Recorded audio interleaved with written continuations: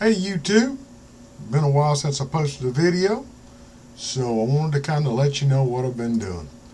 In November I purchased a 1972 TravelMate, and you're going to see some photos. Here are the brochures of it that would come from the factory.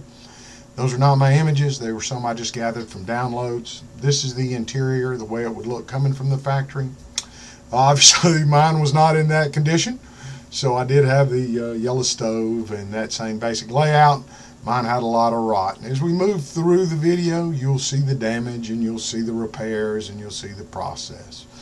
Toward the end, I'll go ahead and post the total cost build out, and we'll pretty much take it from there. Now you're looking at my unit. The window you noticed to the left was plexiglass, had rotted all out where they put in an air conditioner. A lot of water damage in the dinette. You see the front dinette here. I took pictures of the dinette just so I could remember how to rebuild it. All that in the front was rotted. There you'll see the right side of the dinette, and you see the door on the bottom extended out. A lot of rot, a lot of damage there. That's where the original power supply was. Only had one converter, only one 110 outlet in there, so of course we redone all that. So this is kind of the photos as we move through the section of mine. Now you're looking at the floor. This section will be all about the floor. Here's where I ripped out the front dinette and began doing massive repairs. You see there's a lot of rotted area on that wall. I've already stripped out the old walls, the old paneling. A lot of rot in there. That's where the power supply eventually will be placed, and where it was originally. A lot of rot there. You see some of the original paneling in that shot. There and back where the couch and the bed is, I've tore it out. You see the tools there again, and we're ripping it down to bare walls. You can see some of the cheap, I guess you would call it insulation, very thin, very fiberglass, tearing it down to the floor. I took a scraper and scraped up all that ugly paneling. You see there the wiring that existed, and you can see the rot, the window covered up with black. That's where the air conditioner was cut in. And I get wanting to put an AC in it. There you see the replacement of the floor. But if not done right, it just creates a whole lot of damage. A whole lot of damage. And it wasn't done right. So now I've started the process of putting that flooring back into place. And that was really the only major areas of the floor that had to be replaced. The rest of it just needed a good stripping and cleaning. I've reframed the power door to get it set up so that it'll open and close. And now I'm working on the ceiling. You see the very thin insulation in the ceiling. That's the original insulation. Maybe a fiberglass material, I guess whatever you insulated in the 70s. I got a shot there to show you how thin it was. I'm going to go through and remove all that. There's the original wiring. Only thing in it was a 110 receptacle and 12 volt overhead lights. So I go through the process removing all that. All the insulation's gone. That's the original plastic sheeting I left in place. Rot damage from the roof. I cut that out and replaced a lot of that.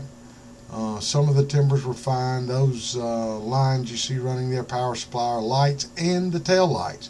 They ran all the tail lights up through the ceiling. Don't know why, but anyway, I reran those during the process. A couple more shots of that's the front, where I've cleaned out all the insulation and got it put together. Now you see I've removed some of the windows, and you'll see that in the window segment of the video. And that should have been turned sideways, but that's the back. Now I'm putting insulation in. I just used the pink foam board insulation from your local box store. I think it's 3/4 inch thick, fit in real well. I've put the ceiling in. I use recessed lighting.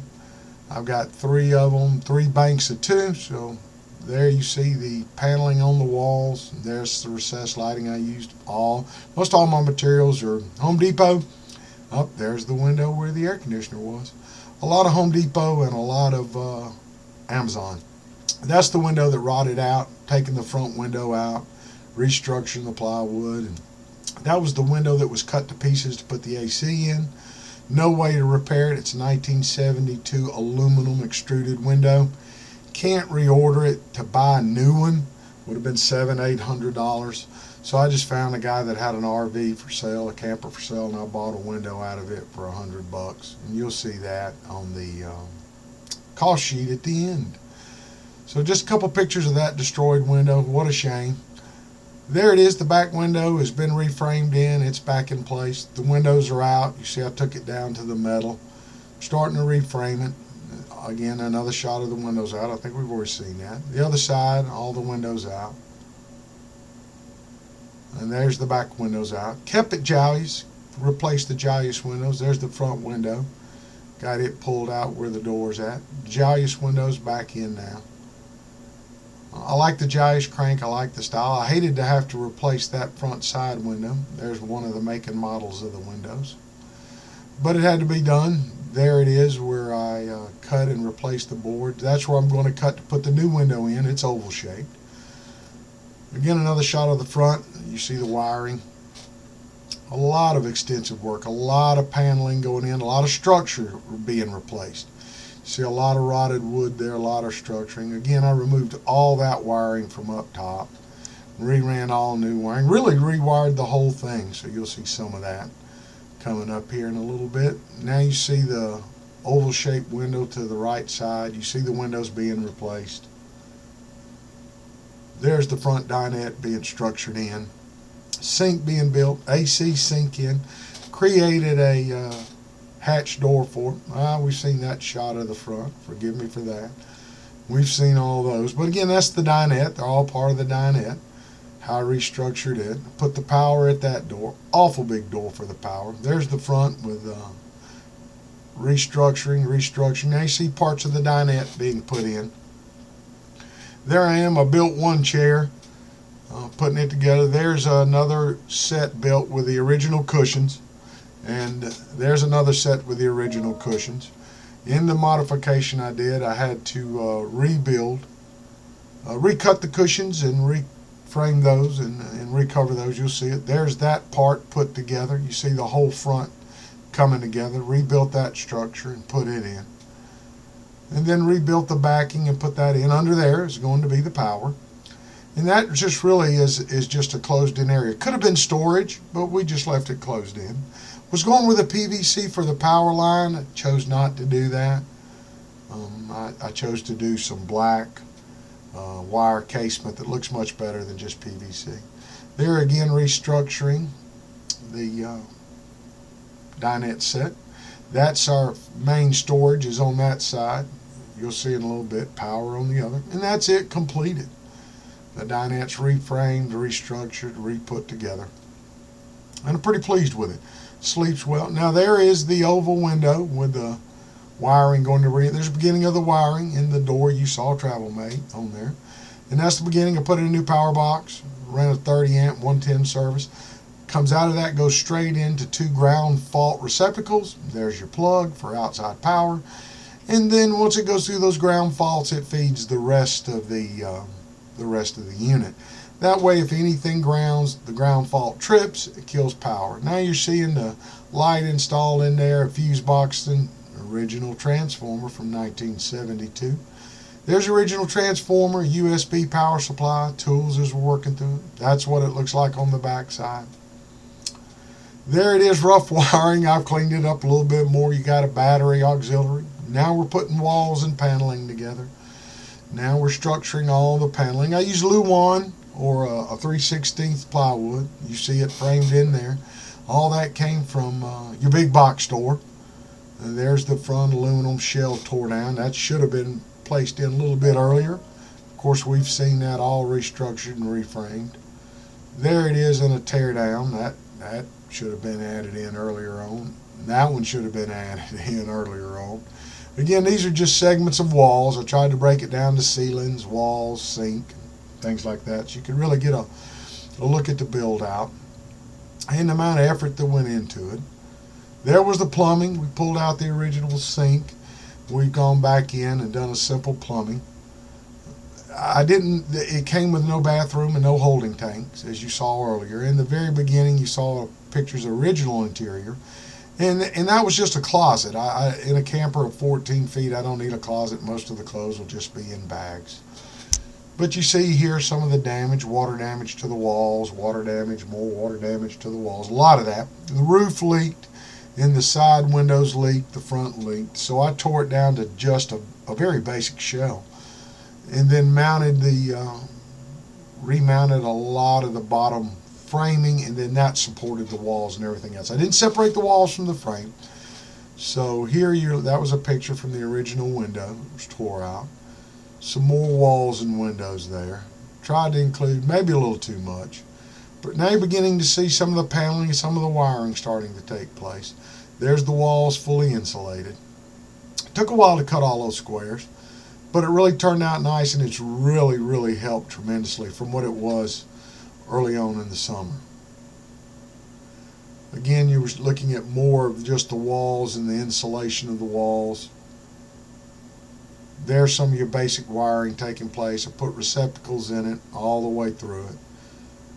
Now you're looking at how I had to restructure, brace some of the cross ties. That's how I had to brace them because the rot was so extensive. You see there where I've had to go in with silicone to seal it up. Now you're seeing paneling come in. Oh, miscut that. Look at that miscut receptacle there. But went on, cut that out, put another double quad in there and got it done. Again, you're looking at walls that are now paneled on in. And when we move toward the final segment of it, you'll see the real total frame out. And we've probably seen most of these pictures. I think that's the third or fourth time we've seen that photo.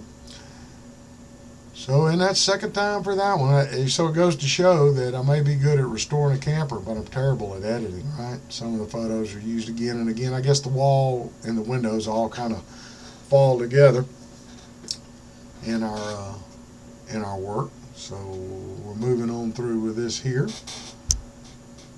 Again, some more walls, and then soon we should move into, I think after walls we'll move into the sink and some of those other areas. A lot of photos. Took a lot of photos just so you could kind of speed through this, and please do. I know I'm tired of looking at it, so I can imagine y'all are too. Again, just more issues of rot, how I repaired it, how I cut a piece out, put a piece in. Key to this is buying you a wide crown molding nail gun. Shoots a crown molding staple that's about 2 inches wide, 1 7/8 wide. Can really reframe the walls that way without tearing the whole structure apart. And that was key, and that was an expense. And you'll see that, like I said, toward the end of the video as we move into the final segments. More shots of the sink and stuff coming through, and just more shots of the walls, and that, like I said, took it all the way to the frame. Took it all the way to the frame. Front end rot, more rot. That kind of gets old. I don't blame you at this point if y'all would move on. I think we've seen a lot of these photos. Yep, so probably should have edited some of them out, but I did them over a period of time to just give you an idea of what we went through, and if you had any questions of how to solve for certain issues. It was definitely difficult when you're looking at cutting paneling to put it all back together. You see there a water tank hose. Now there's your front. There it is finished with the cushions. Now it's completed, and this is good. We're nearing the end. There's your front. There's the frame out. Cut the closet down. There's our toilet paper towel holder. Front dinette with power supply. We use an ice chest. There's no refrigerator. There's the couch area. Cut cushions, put it in. A major cost is cushions. As you can see, window treatment cushions are big. Framed it. The way we framed where the 2x4s went, the sink and everything right above it, all that. We took 2x4s and ripped them to a 1/4 inch thick and used that for molding. There's an area that my wife paints a sunflower on. There it is with the sunflower. There's our table propped up. There's the holder over the sink and the stove. There it is. Now we're moving to the outside. There she is sitting in the basement, in the garage. It's what it looked like in the beginning. I had to rebuild that door, all new aluminum door put on there. Restructured that. The outside was really rough. I had to sand it all, get it all down. And of course I built the inside first. Took all the exterior lights off of it. Lights leak. They always leak. That was the condition of the roof. Sanded it. Used paint remover, didn't do a great job. Sanded it, got it taped up, ready to paint, and just taping it up, getting all the plastic on it was difficult. Spraying primer out of rattle cans, horrible thing. Don't do it. No point to do it. Another picture of it taped up, getting ready to paint. just an extensive amount of paint damage that was involved in it. That's what I used to coat the roof. Triple coat cool Henrys. That's me going up on the ladder. And that's the roof when it's done. 2 coats. Coated all 3. There's like 3 major panels there. Gave it 2 coats. Stopped the majority of them. Stopped all the leaking from the roof. Really looks good. Got a 50-year warranty on it. Right over aluminum. That's her painted. Next shot is me with there I am, Harbor Freight spray gun, $12, and a pancake compressor. Took a while, but it really laid a fine finish, and I'm using just white latex house paint. Glidden, $30 a gallon house paint, cut, I think I cut it 4-to-1 with rubbing alcohol. Still taped up the black stripe, again, just using a gloss black exterior house paint. Spraying it right over the white paint. Harbor Freight gun, there she is finished. Quite a journey getting it to that point. Couple more shots, you'll get a look at her. There she is with the front awning on, black on white, classic. TravelMate in the front, TravelMate in the back. Another shot of the side, you'll see the door where the AC vents out. There she is again in the front. Minute we'll pan over to the next photo, and there you see the door in the back that opens up, lets the AC come out. Water system's real simple. You hook a hose up to it, it pours out the faucet, drains out, no holding tanks, drains right out to another water hose into a holding jug, and when the jug's full you take it up and dump your gray water out. And that's pretty much it. If you made it through the end, you're better than I am. Hope you enjoyed it. If there's any comments, please like, share, subscribe. If you want to know how to do it, just send me a text or an email or a notification, and I'll help you any way I can. Thanks for watching.